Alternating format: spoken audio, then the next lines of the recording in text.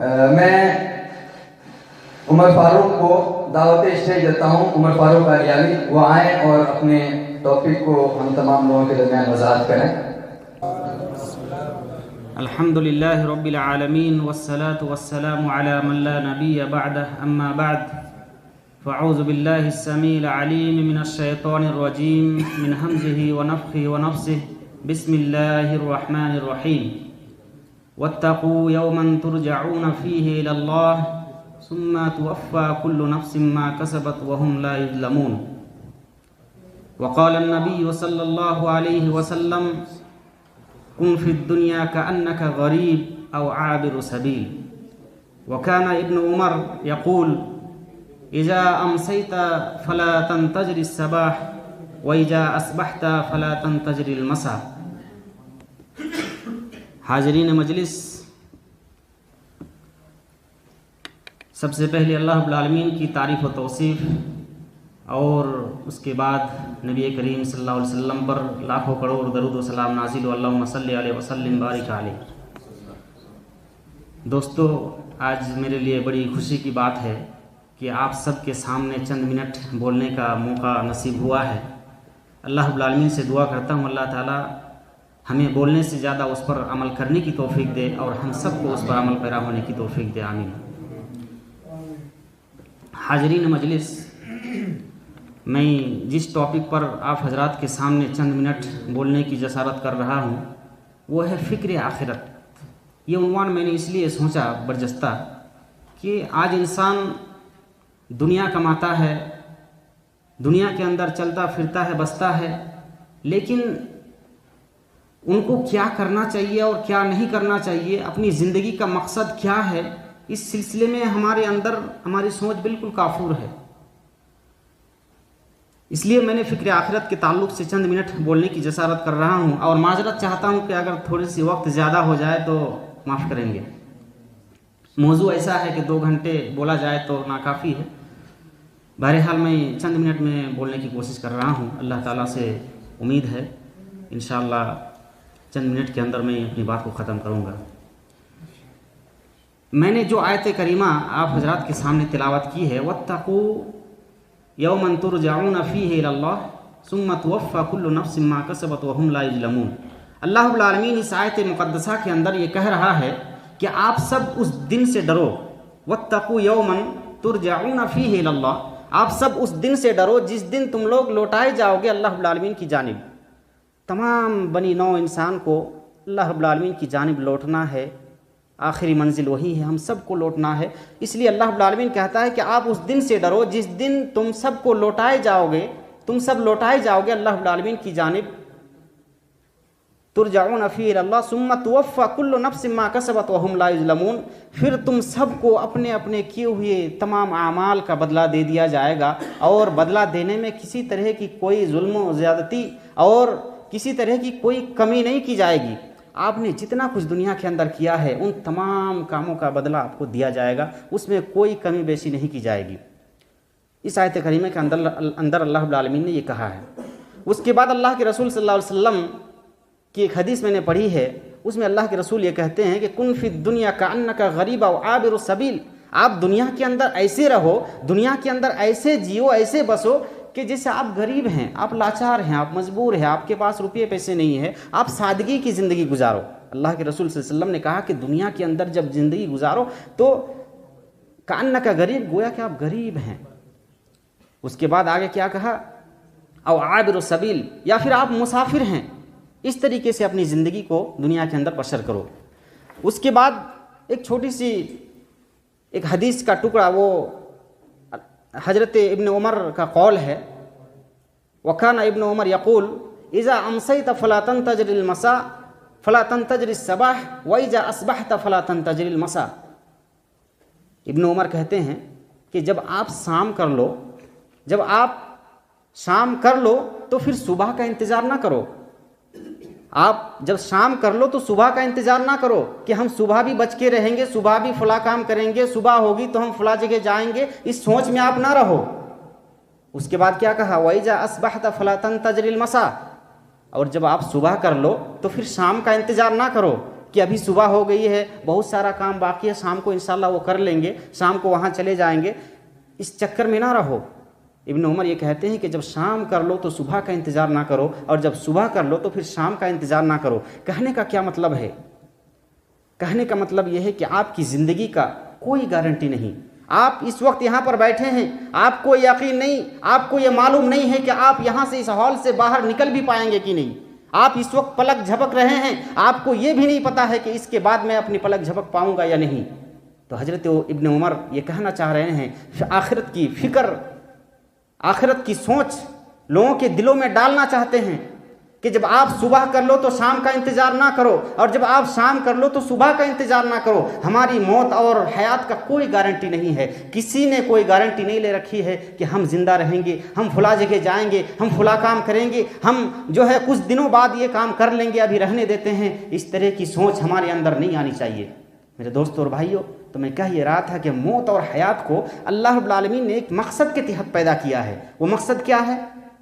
अल्लाह रब्बुल आलमीन ने सूरा मुल्क के अंदर बयान किया है, हुवल्लज़ी खलक़ल मौत वल हयात लियब्लुवकुम अय्युकुम अहसनु अमला, कि अल्लाह रब्बुल आलमीन ने मौत और हयात का जो सिस्टम बनाया है, मौत और हयात का जो निज़ाम अल्लाह रब्बुल आलमीन ने चलाया है, वो इसीलिए कि आप अमल के एतबार से कितने अच्छे हैं, कौन अमल के एतबार से कितने अच्छे हैं, ये देखना चाहता है अल्लाह ताला कि आप अमल कर रहे हो कितना ज़्यादा, आपकी नीयत के अंदर खुलूस है या नहीं, आप कितनी ज़्यादा जो है अच्छा अमल कर रहे हैं, ये देखना चाहता है अल्लाह ताला कि अमल के एतबार से कौन सबसे ज़्यादा अच्छा है। इसीलिए अल्लाह रब्बुल आलमीन ने मौत और हयात का सिस्टम बनाया है। और हाँ, इतना ही नहीं, मौत और हयात का सिस्टम बनाने के बाद आपको यूँ नहीं छोड़ दिया कि आप जानवरों की तरह जियो, जानवरों की तरह जो है दुनिया में जो है ज़िंदगी बसर करो। हमारे पीछे करोड़ों जो है हमारी रहनुमाई के लिए, हमारी रुज़्द हिदायत के लिए अंबिया इकराम को अल्लाह रब्बुल आलमीन ने जो है इस दुनिया के अंदर मबऊस किया है। और इतना ही नहीं, अल्लाह रब्बुल आलमीन ने कुरान मुक़द्दस के अंदर आपके लिए जो दो रास्ते हैं, एक बदी का रास्ता, एक जो है नेकी का रास्ता, सारे रास्ते आपके लिए जो है दिखा दिए हैं। अल्लाह रब्बुल आलमीन ने सूरा बलद के अंदर क्या कहा, इन्ना हदैनाहु वहदैनाहु नजदैन, हमने आपके लिए दोनों रास्ते जो है दिखा दिए हैं, दोनों रास्ते की तरफ हमने आपको रहनुमाई कर दी है। अब आप चाहो तो शुक्रगुजार बन जाओ, या आप चाहो तो काफिर बन जाओ, आप चाहो तो नाशुक्रा बन जाओ, आप चाहो तो नेकी के रास्ते पर चल कर के अपना ठिकाना जन्नत बना लो, या आप चाहो तो बदी के रास्ते पर चल कर के अपना ठिकाना जहन्नम बना लो, या आपके इख्तियार में है। अल्लाह रब्बुल आलमीन ने सारे रास्ते दिखा दिए हैं। इन्ना हदैनाहु सबीला इम्मा शाकिरन व इम्मा कफूरा, हमने आपको जो है रास्तों की तरफ हिदायत कर दी। अब आप चाहो जो है शुक्रगुजार बन जाओ, या चाहो तो आप नाशुक्रा बन जाओ। तो मेरे दोस्तों और भाइयों, मैं कहना ये चाह रहा हूँ कि अल्लाह रब्बुल आलमीन ने हमारी मौत और हयात का सिस्टम बनाने के बाद हमें जो है किस रास्ते पे चलना है, किस रास्ते को इख्तियार करना है, वो अल्लाह रब्बुल आलमीन ने कुरान मुक़द्दस के अंदर बयान कर दिया है। नबी करीम सल्लल्लाहु अलैहि वसल्लम ने हमें बता दिया है। मैं नबी करीम सल्लल्लाहु अलैहि वसल्लम की एक हदीस मैं आपको तर्जुमा करके बता दूँ मुख्तसर में, कि अल्लाह के रसूल सल्लल्लाहु अलैहि वसल्लम ने सिर्फ बताया ही नहीं, प्रैक्टिकल करके दिखाया है। प्रैक्टिकली तौर पर सहाबा इकराम अल्लाह के रसूल के सामने बैठे हुए थे, मजलिस लगी हुई थी, उसमें अल्लाह के रसूल सल्लल्लाहु अलैहि वसल्लम एक खत खींचते हैं सीधा, उसके बाद दाहिने तरफ 2 खत, बाएं तरफ 2 खत, और बताते हैं कि ये सीधा जो रास्ता है, ये जो है ईमान का रास्ता है, ये जन्नत का रास्ता है, ये इस्लाम का रास्ता है। सीधे रास्ते पर चलोगे तो अपना ठिकाना जन्नत बनाओगे। अगर आप इधर उधर भटके, दाएं जानिब बाएं जानिब भटके, ये शैतान का रास्ता है, दाएं बाएं जानिब भटके तो आप जो है जहन्नम के रास्ते पे चले जाओगे। तो मेरे दोस्तों और भाइयों, हमें जो है सीधा रास्ता मिला हुआ है इस्लाम, इस्लाम के रास्ते पर चल करके अपना ठिकाना जन्नत बनाना है। और आखिरत के ताल्लुक से जितने भी आपकी जो है कोशिश होनी चाहिए, वो फिक्र होनी चाहिए, आखिरत के ताल्लुक से आप फिक्र करें, सोचें। मैं माजरत चाहता हूँ, एक वाक़या मैं आपको बताऊँगा फिक्र आखिरत के ताल्लुक से। सालिम बिन अब्दुल्ला हज़रत उमर बिन खत्ताब के पोते हैं, वो जो है खलीफा अब्दुल मलिक बिन मरवान खाना काबा की तवाफ़ कर रहे हैं। उस वक्त सालिम बिन अब्दुल्ला के ऊपर उनकी नज़र पड़ती है।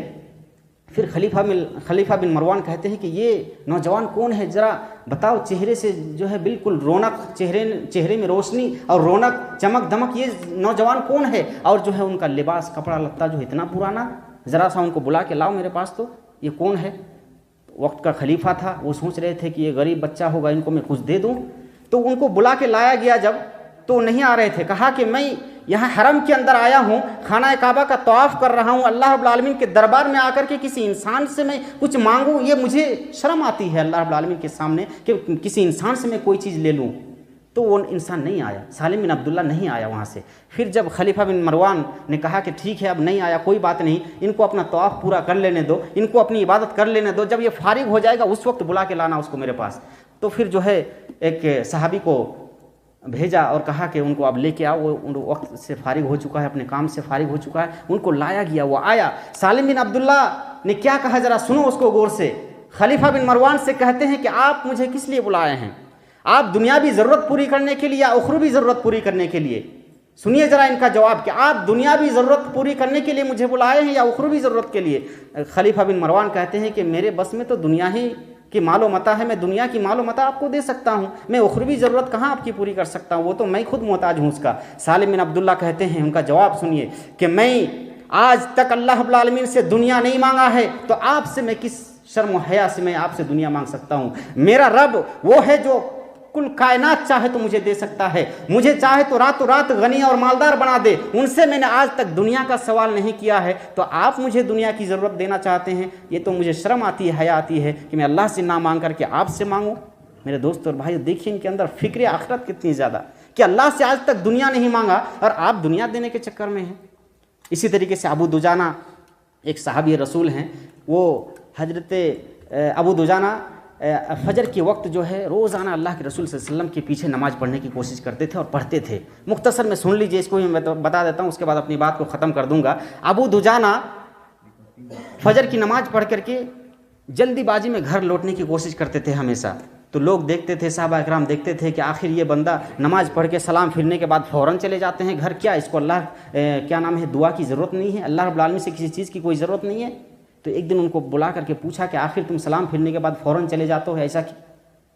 तो सालिम बिन क्या नाम है अबू दुजाना ने कहा कि असल में बात यह है कि मेरे पड़ोस में एक यहूदी शख्स रहता है और उस यहूदी के आंगन में एक खजूर का दरख्त है और उस दरख्त की टहनी मेरे आंगन पे आकर के लटकती है, तो उसका जो है रात में जब ठंडी ठंडी हवाएं चलती है तो उनके खजूर जो है मेरे आंगन पे आके गिरता है, तो मैं इसीलिए चला जाता हूँ सुबह सुबह और हर वक्त जो है नमाज से पहले फ़ौरन फारिग होकर के मैं चला जाता हूँ, ताकि उस खजूर को मेरे बच्चे सुबह होने के बाद फ़ौरन उठा करके अपने मुंह का निवाला ना बना ले, अपने मुंह में अपने पेट में ना डाल ले, और फिर मैं अल्लाह रब्बुल आलमीन के पास जाकर के चोर के दरवाजे में खड़ा हो जाऊं और मुझे ये जवाबदेही होना पड़े कि तुमने जो है दूसरों का खाना क्यों खिलवाया था अपने बच्चों को, दूसरे की चीज़ अपने बच्चों के पेट में क्यों डाला था, आपने क्यों नहीं रोकने की कोशिश की, इस सोच में कि मैं अल्लाह रब्बुल आलमीन के नज़दीक मैं चोर बन करके नहीं खड़ा हो जाऊँ, इसलिए मैं चला जाता हूँ और जा करके सुबह होने से पहले ही उन खजूर को चुन करके एक डाली में उठा करके एक बर्तन में उठा करके मैं उनके घर पे दे करके आता हूँ, उस यहूदी शख्स के घर पे,